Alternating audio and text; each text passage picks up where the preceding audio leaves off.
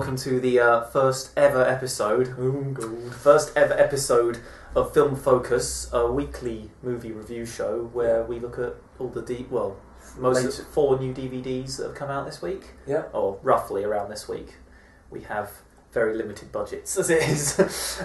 I'm Fred Black. I'm Anthony Squire. Yeah, and this week we are talking about a couple of very different films. So we were doing two films this episode, and two films next episode. We're splitting into two parts because it's easier to do that way.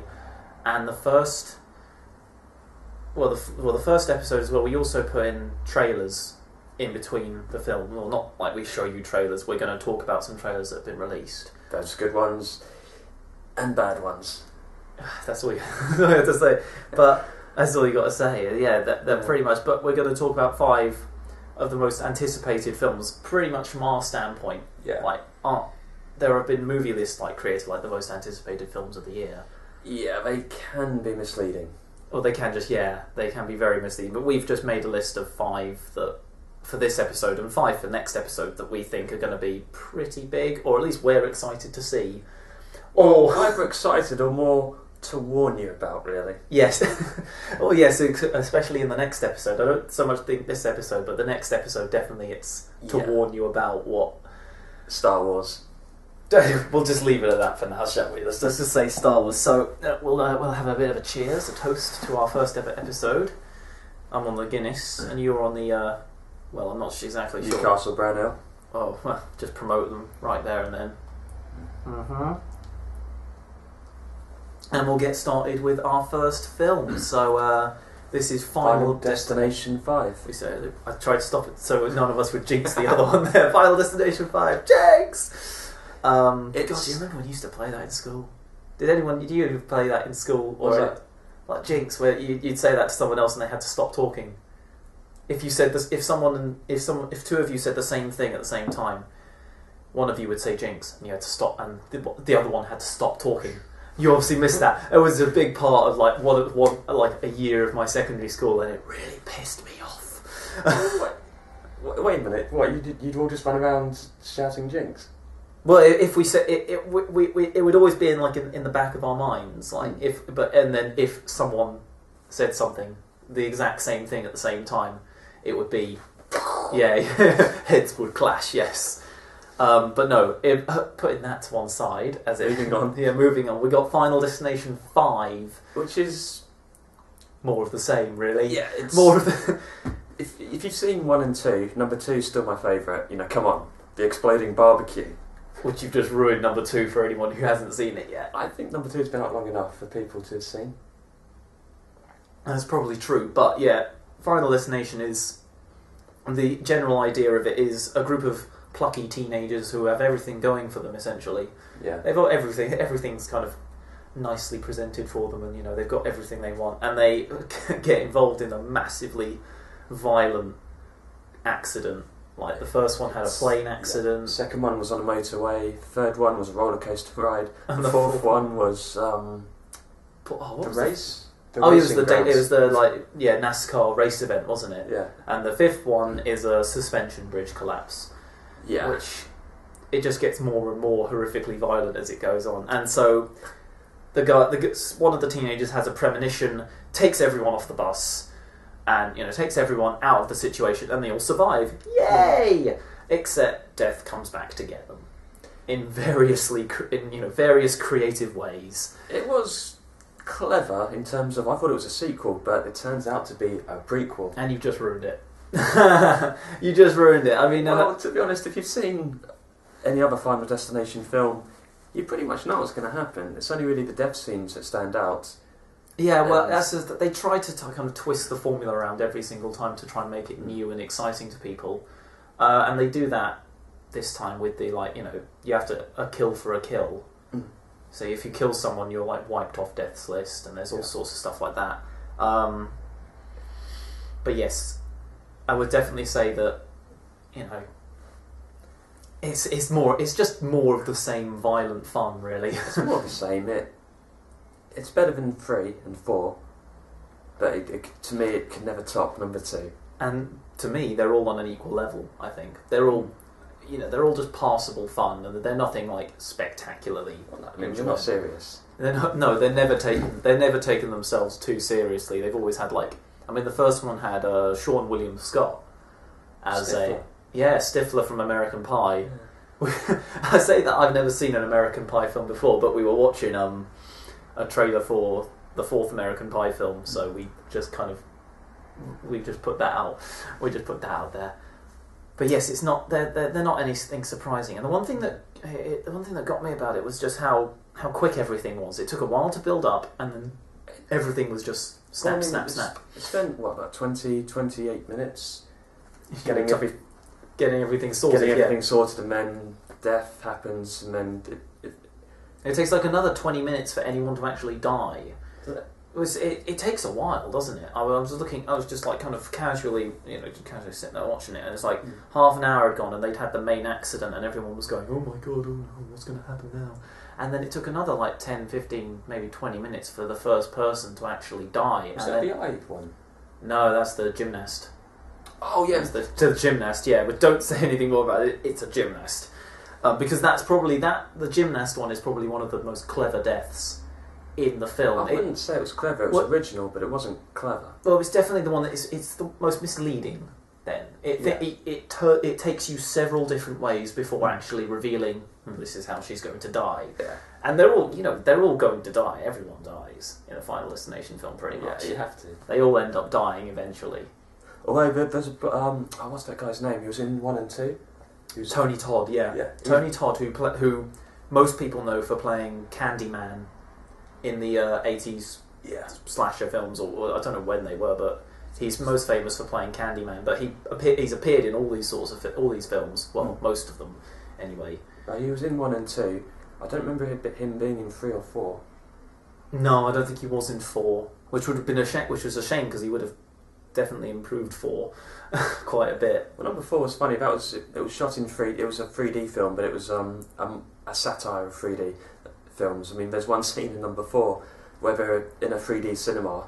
Oh yeah, the 3D cinema. That's funny, isn't it? And then the whole cinema just blows up. They're all stood there going, "Ooh, isn't it pretty?" And then, bam! Out it comes on the screen. You're like, "Oh, okay, that's fun." But yes, it was definitely one of those films that, I'm not in a rush to see it again. I'll probably wait to see if they make a 6th one. And it seems, well, I mean, this one, the way they ended it, I don't think they can't make it. I don't think they can, because the end credits show death scenes from the previous Final Destination films. And when a film does that, it's usually a signal that... It's usually a signal that it's finished. But then again, the 4th one did that. The fourth one had the title sequences with all the deaths from previous films, and it had a cute, cool X-ray feature going through it, and it was all very fun. But then they went along and made number 5. So whether they'll make number 6 or not is a completely different matter. But well. Yeah, it wouldn't surprise me. Give it a year. Yeah, give it till Halloween. 10. Give it till Halloween, and they'll probably just shoot out another one. Just get some random teen people from One Tree Hill or the OC, and just throw them into a death scene, and that's it. You got it. But I gave this film a bit just a solid 6, just kind of just above average, but nothing really spectacular. I gave it a 7. It's better than Final Destination 3 and 4. It's a fun. It's a funny film. Yeah, you will. If you don't mind the macabre, macabre or however you say it, then you'll laugh. I was definitely laughing throughout it. I was watching it with one of my friends as well, who came down for New Year's, and we were both just going. We were just laughing our asses off for most of it. It was brilliant. It was a good film. I'm just repeating myself now. It's a fun film. It's not a slow film. It does go. Yeah, it was only an hour and a half. Probably the shortest film we had this week. Only an hour and a half, and it was just like that, over before you could blink, really. But while it's on, it's a terrific amount of fun. Yeah, and I think you definitely give.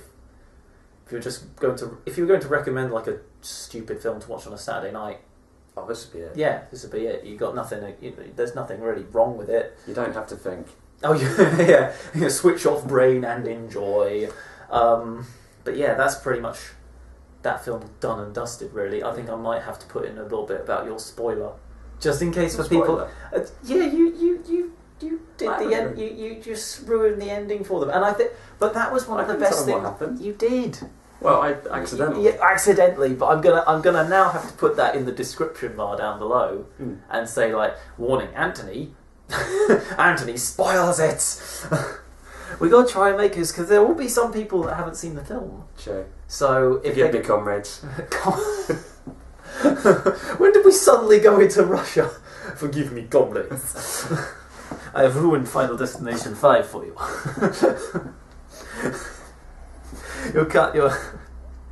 I have failed you as a man. I have failed you as your leader. That's just the most ridiculous thing. I failed you. I've ruined Final Destination 5. Putting that to one side, it's a good film. I would recommend watching it, and don't take it seriously.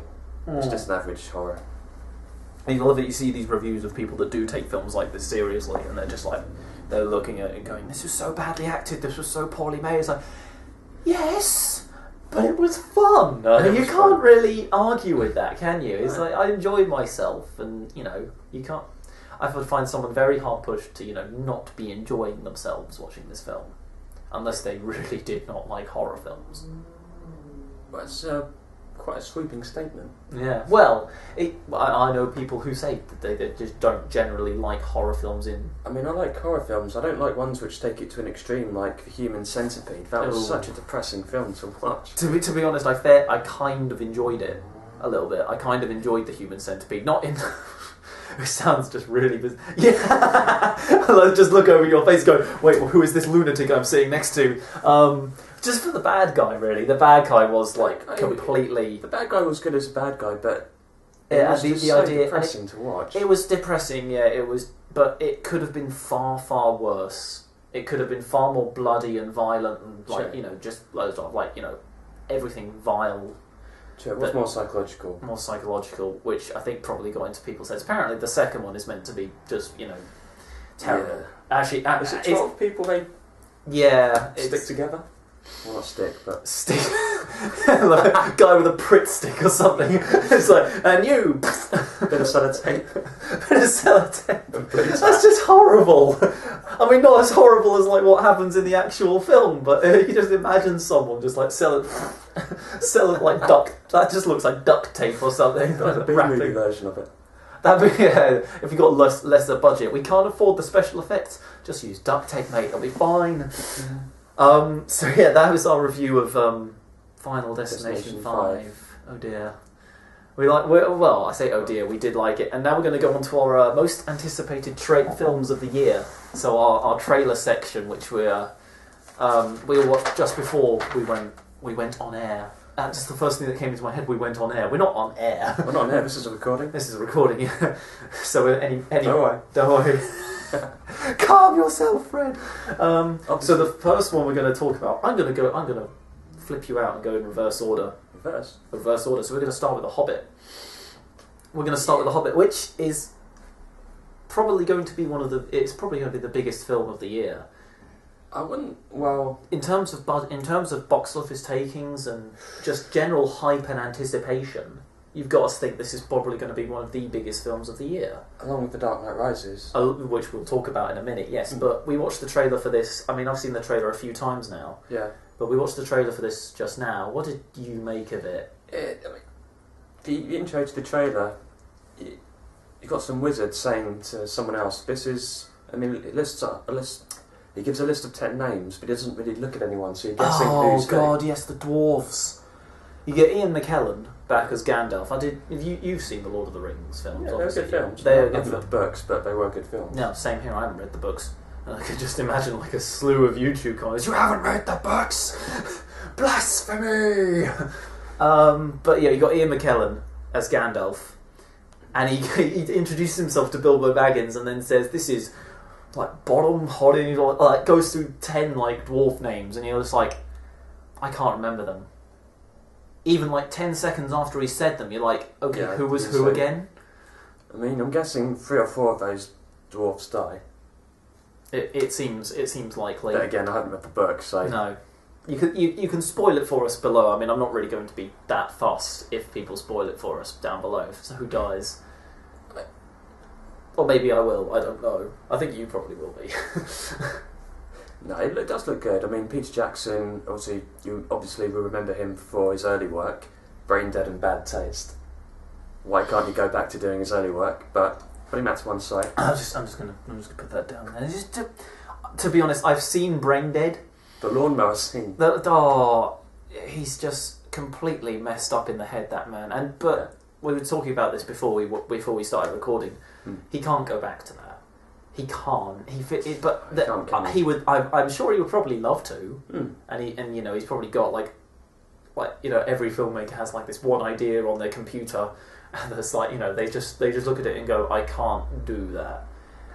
It's like one of those. If you were to write like a, you've got Stephen King books lying around here. He did those books as Robert Bachman, and he did the Dark. Is it the Dark Man or the Dark Tower books? So he changed his name and did like a completely different set of books. So if film directors could do that, then I bet Peter Jackson would be on it like that and just doing a whole string of separate films without anyone having to know it's Peter Jackson until he revealed it. I hope he does. You really would, yeah. But The Hobbit was putting that side, Hobbit. I think it does look a genuinely good film. Yeah, it'll probably be just massively overhyped. Yeah, It'll probably be like averagely okay, and then you'll just walk away and think, I don't feel like seeing that for another 6 months or so. We'll just wait till it comes out on DVD. Yeah. We'll pay. Do you want to pay like £8 or £9 to go see that at a cinema? I've got my Cineworld card, but I'm not an advert. Yeah, you're not an advert. You've got your membership card. But anyway, we'll move on from The Hobbit and go to The Avengers. The Avengers. The Avengers. We're just... Yeah, this is one of our most... This is definitely... As soon as the first trailer, there was like everyone on my Facebook page was just The Avengers, like reposting the trailer all online. And it is a fucking fantastic trailer. Iron Man, Thor, The Incredible Hulk, Captain America... And they got Black Widow and not Deadeye. Some guy with a crossbow, but I can't remember who he is. And of course Samuel L. Jackson.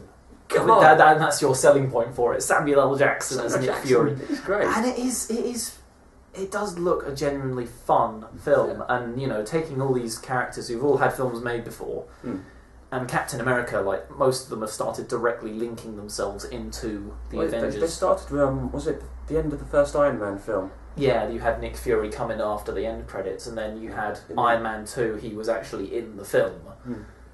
And then you had him at the end of Captain America. And then also The Incredible Hulk, Iron Man makes a cameo after the end credits. Oh yes, because he invites the Hulk to join the Avengers Initiative, doesn't he? Yeah. Or whatever it's called. I just made up an Avengers Initiative. It looks good though. It does look very good. Captain America. Joss Whedon as well, which gets me really pumped up, because Joss Whedon, in my mind, is just like a god of filmmaking. And but he's got like Buffy the Vampire Slayer, which is like, if you just talk to everyone knows what Buffy the Vampire Slayer is. Yeah. The TV show, you got Angel, the spin-off of it. You got Serenity, which was the movie of Firefly. And Serenity, the bad guy, spot on. Yes, yeah. If you spot on, no more this episode, mate. You have to wait for the part 2. Well, I should have read the thesaurus before we started the show. we did like a preview episode, and he says spot on quite a bit in it, and we were showing it to some people, and they just went, you say spot on a bit too much. So we're limiting it to one per episode or something like that. But yeah, the Avengers, top notch. I think this would be one we see in cinemas. Yeah, I'm looking forward to this. Maybe not the Hobbit, but the Avengers. No question. Yeah. Okay, that's for the second part. I've got the list on there, which you're getting excited about, but I don't want. Prometheus, the next one. I don't know. The trailer. It's directed by Ridley Scott. It's a prequel to Alien. And if anyone is still in denial about it being a prequel to Alien, the trailer just pretty much gives it away. The closing bit of the trailer would be the alien ship crashing. Yeah, the alien ship just like kind of rolling across this barren wasteland, and it's got the spacesuits look the same. You've got the giant alien ship, and there's obviously there are some like quick flashing images of like burnt faces or some kind of like steamy acid stuff flying around. So whether the aliens are actually in it or not. The only thing I'm a little bit concerned about is if it ends with you can hear Ripley's voice in the background. Do you remember Red Dragon? Yeah, well, you've got Red Dragon and Right, Hannibal Lecter and Clarice meeting again. But the way Red Dragon ended, like, Hannibal, there's a young woman here to see you. It's like, no! Whether they do end it like that or not, I'm not sure. But it definitely looks... It's definitely on a more grander scale than his... Oh, yeah. You know, than Alien. So he's definitely... I think he's definitely taking a big... He's taking a big step. He's taking a big step because he's done, like... He has done big scale films before, though. I mean, you know, Gladiator being probably his biggest work. Probably one of his most kind of talked about films. I mean, I haven't personally seen it. My dad has. You still haven't seen it? I still haven't seen Gladiator. I know. There are lots of films, like classic films, I still haven't seen. It's just one of those things. Which ones? We could be here all day listing classic films I haven't seen. Okay, but moving on. But yeah, moving on. We don't have time to talk about that. Which is the next trailer? Which is the next trailer? Well, that's a very good... Oh, The Expendables 2. Yes, The Expendables 2. You got everyone coming back from this one. Arnie, and he's got this time. Another fact, you're just like a 5-year-old kid, like hopped up on candy or something. Arnold Schwarzenegger! You see him in the trailer, like... He only fires off one shot. I counted that. We watched the trailer again before. Right, in the film, he'll fire more shots. He'll fire more shots. But no, actually, I can imagine that's all it takes for him to take down like an entire army. He fires off one shot from a machine gun, and it's just like one straight shot through the entire army. Stuff like Commando, where you'd have like 10 people standing around him, and he just like machine gun them all. It's brilliant, yeah. But yeah, Expendables 2 is going to be just more. Chuck Norris. Okay, I'll let you run through this one then. Chuck Norris, Dolph Lundgren, Jason Statham. Of course, Sylvester Stallone. Yeah, Arnie. Stop mentioning Arnie. And you got Bruce Willis as well. And he's going to be the proper bad guy this time. You're convinced of this. I think there's something bigger. I think there's something slightly bigger afoot about this. I think Bruce Willis may be a little bit of a porn type character, like what that's like a porn in chess, as in chess. Dirty mind, people. And to be honest, I did just think the same thing when I said that. It's like, yeah, that has an entirely different meaning. But anyway, putting that to one side. Oh dear God, what are we like, eh? What can you do? We're grown men, for God's sake. Look, I think this one's gonna have more explosions than the first one. It's gonna be pushing it. You have to. It's gonna be pushing it to have more explosions than the first one. No, I'm looking forward to this one. It's just gonna be your average action film. But with more macho-ness than you can shake a stick at. Yeah. It's going to be great. You're going to be great. And then our final trailer for this week, The Dark Knight Rises, which is personally, like, I'm pumped for this film. I'm really excited for this film, but at the same time, I'm kind of cautious and wary about it. Ever since Inception, I'm just really... Did you not like Inception? I liked Inception, but it was one of those things that it was far too confusing for its own good. It was far too complicated for its own good. I haven't seen it, but... Oh, you haven't seen it? No, because it goes through all these different levels of dream states.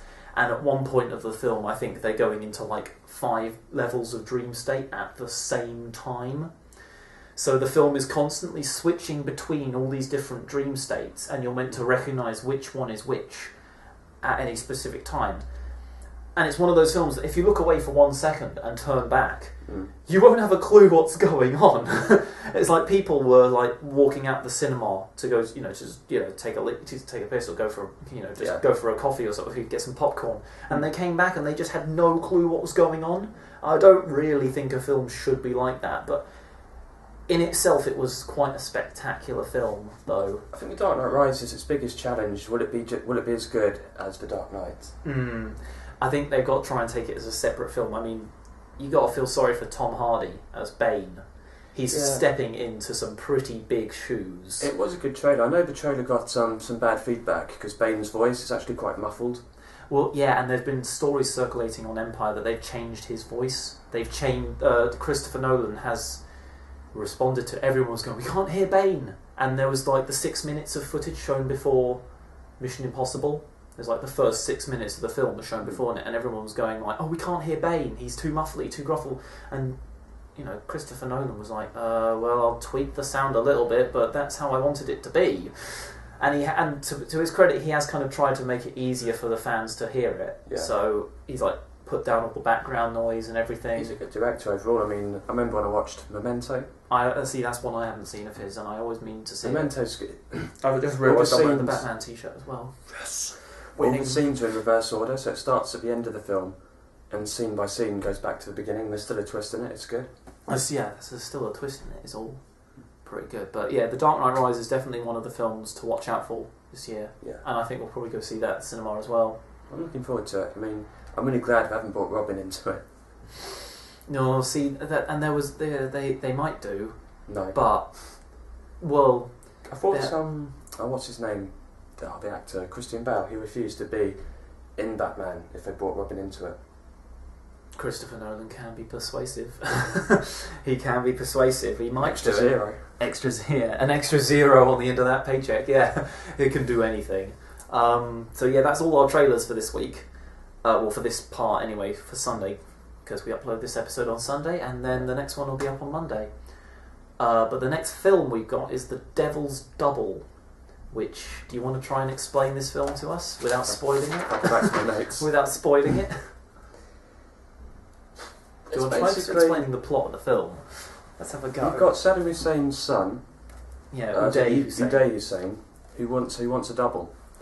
Yeah, there was the big thing about body doubles, or like, you know, people who looked exactly the same, so that, you know, Saddam could be in one place and his body double could be doing like a press conference in the other place. Yeah. And it just meant, you know, it was just an easier, less stress on the leader, wasn't it? You've basically got Dominic Cooper, who plays, I can't even say his name now. Yeah, Uday Hussein. Yeah, Uday. And Latif Yahia, the guy who acts as the double, and he's a really good actor. He is really good. So it basically follows like Latif is pretty much forced into this role, isn't he? He's forced into being Uday's body double, and Uday is a vile character. Yeah, he's the kind of person if you say no to him, he'll kill. He'll just kill. Yeah, and the scary thing is though, this is real. This is a true story, and there are documentaries. There's like interviews with Latif Yahia on the DVD. Yeah, and I watched it, and he doesn't mention it too much, but he was just, you kind of see he's very tired from the whole experience, even after all these years. And it just to imagine that it was like that. Yeah, it's a very brutal film. It's a brutal film, but it's a good film. Oh yeah. The story is well done, well acted. I mean, I loved the guy who played Saddam Hussein and his line of "Don't give me any reason to be unhappy with you." Oh yeah, he does. It's like when he first meets him, isn't he? Yeah. And he says, "God gave me 2 sons, now I have 3." And it's like, "Don't give me a reason to be unhappy with you." Like, oh shit. And it's very well acted. It's very well shot. It looks fantastic, and all the but it's very. It's a dark film, but Dominic Cooper plays it so well. Yeah, and the scenes where he's playing off against himself, where he's playing Uday and Latif at the same time, but he just works so well. It looks and works fantastically. It's 2 very sharp character differences. Yeah, it works. But the whole wedding sequence, I don't want to give too much away, but just the wedding sequence, where you've got Uday and Latif at this, I don't know how much relation they have to this person, but they're at a wedding, and Uday there's just some shocking stuff that happens, and you don't see any of it, but it's just one of those things that it leaves a general impression on your mind, and you're just like, oh god, you're physically a creepy feeling. Yeah, you're just physically and mentally just kind of like backing away from the screen afterwards, just like, that's not right. But yes, I was very, very impressed with this film. Not knowing too much about it as well, and I don't know much about like the Gulf War conflict or any of that sort of stuff, and that's when all this was going on. Yeah. Late 80s, early 90s. Yeah, I don't know much about that time period, like, you know, what was happening, what the politics of it were. But good thing is, it doesn't really focus that much on it, does it? No, the politics and stuff is just more in the background. It really does focus on Uday Hussein and, I've forgotten his name already, Latif Yahia. Yeah, it's just brutally shocking. I was really kind of... some powerful scenes in it. I don't want to give anything away. But you already did with the first film, so why not just continue? Please forgive me. Just continue giving spoilers. Yeah. No, it's worth watching. Oh, and I'd give this one 8 out of 10. I think I gave it I gave it 8 out of 10 as well. I'm just looking over my notes. Let's just see what I'm saying about it on here, because I've got all my notes over there and I'm not looking at them at all, which is pretty stupid. I spend kind of only though they're like 5 bullet points of my notes, I spend quite a while trying to think of stuff to say about the film, because getting it down is Don't worry, all my notes are basically just a couple of bullet points. Yeah, well, I've got 5 bullet points, but that's it. That's one thing I forgot to mention. It doesn't want to. It's a bit unbalanced in its genre. Like, it doesn't really kind of feel like it fits into a kind of documentary or a horror film or an action film. I thought of it more as a dark thriller. Maybe a dark thriller. It wasn't horror. But the thing is, that genre films, you can make up any sort of genre and it'll stick to a film, won't it? Yeah, I mean, someone gets shot in it. Oh, it must be an action film. Yeah. And there are quite a few people that get shot in this. But I just thought the general experience of The Devil's Double was pretty much overwhelmingly horrific. It was a horrific film. It's not gory. No, not overly gory. I mean, there is a couple of instances where you do kind of flinch at how... I mean, the dinner was like that party scene they have where that one guy goes mental and Uday decides to sort him out, and that just goes like... for a brief second it gets really graphically violent, and then it just stops. But it's just those flashing moments like that, and you're just like, I was incredibly impressed with it.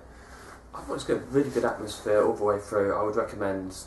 I'd recommend this for everyone, really, unless you're like particularly opposed to like major swearing.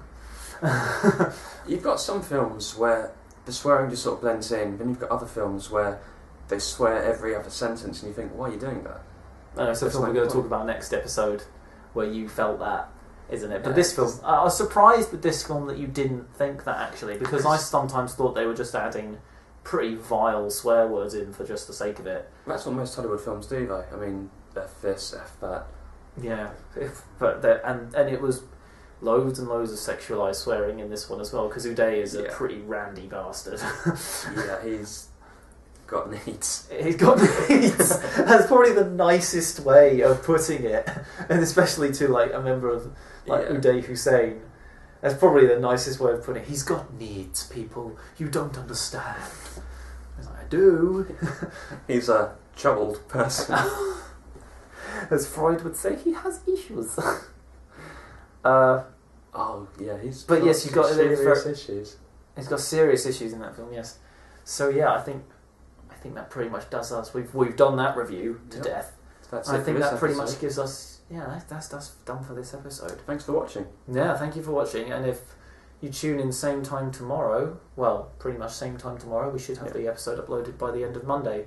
So yeah, we will see you. See you next episode. Yeah, see you tomorrow then, guys. Take care. See ya. Bye.